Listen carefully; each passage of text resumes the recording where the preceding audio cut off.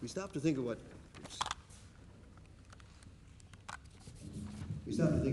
Richard Holbrook said. Let's go through those words again. Victory, as defined in purely military terms, is not achievable. That's one statement. The other statement says General David McKiernan has said sending some 17,000 U.S. troops to the south will be of great help. This appears to be a dramatic contradiction. If you would take the handout, which I hope some of you picked up, and look at the maps, just a couple of things on the maps themselves that I probably have. The three maps I picked out to sort of illustrate where we are. The one in the upper left hand simply indicates the variety of linguistic and ethnic groups. If you want to draw a line diagonally from the upper right to the lower left, on the left-hand side, you have people who speak Dari, which is a variant of Farsi. On the right, you have people who speak Pushkin, which is a different language, and that spills over into Pakistan. The line there, the Durand line, goes right down the middle of an ethnic community that speak a common language. And then in the north, there are the Turkic languages, Turkmen and Uzbek. So you have a country with three major different languages and a variety of different Sunni and Shiite groups as well. If you look at the map on the right, you'll see the so-called federally administered tribal areas in Pakistan. Richard Holbrook was speaking of these. In the notes, you'll realize why these are almost safe. They are safe havens. The one asks, why did Osama bin Laden cross the border? He did because, for a variety of reasons, the rule of Pakistan does not extend to the federally administered tribal areas, and it hasn't since the days of the British. The section of Swat that he spoke of is not part of the federal administrative tribal areas, but it is a tribal area. And the fact that a few weeks ago they did what the rest of the federally administered tribal areas did was to say, keep the Pakistan Army out. We have been our own administrators with our own rule for a century or so, and that's been the understanding since 1947. The big map at the bottom, I think, simply wants to make clear how the territory controlled by the Taliban has increased in 2001. The area to which General McKiernan was sending the American troops is that large area to the south, which steadily since 2002 has been increasingly controlled by the Taliban. From a military point of view, the U.S. has significantly and steadily lost territory ever since 2001. And so we are looking at a situation where when Richard Holbrook says victory, military victory is not possible, I think we start with that premise.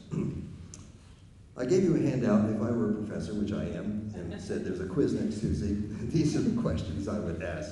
1, when was the last time a foreign power ruled Afghanistan?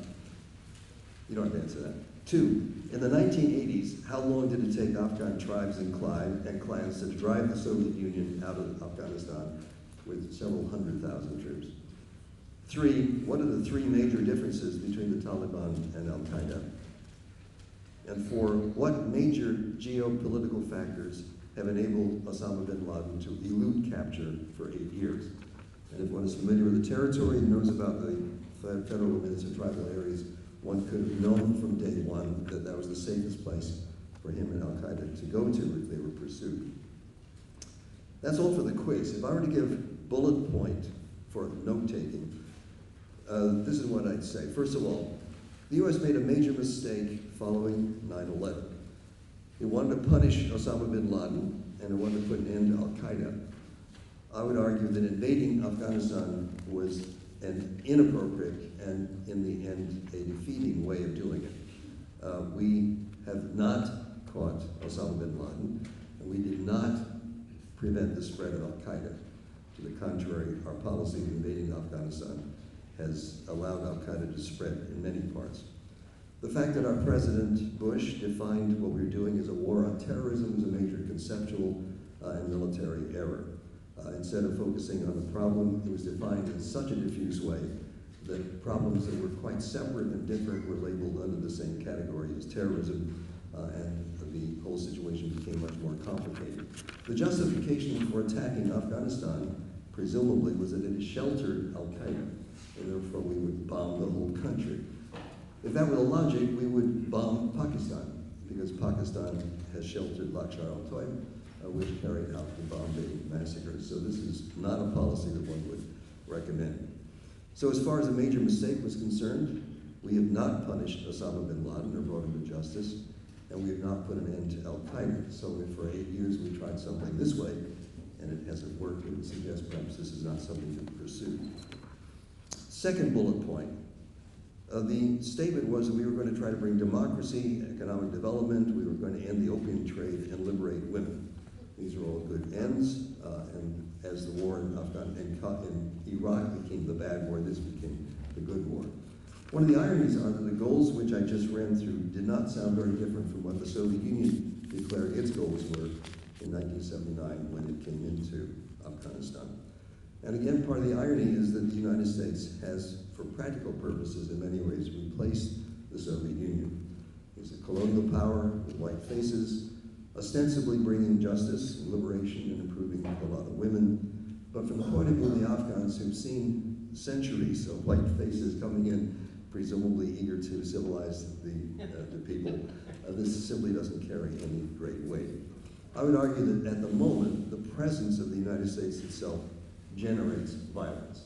The Afghans are sufficiently seasoned to watching foreign powers come in, that the more troops come in, the angrier and more solidified the resistance becomes.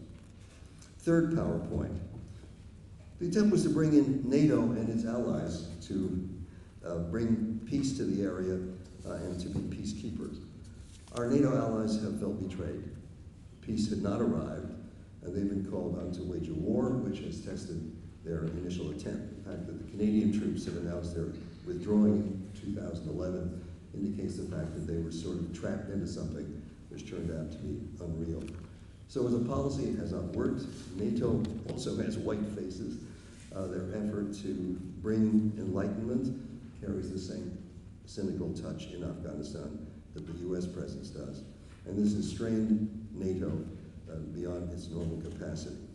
Fourth PowerPoint.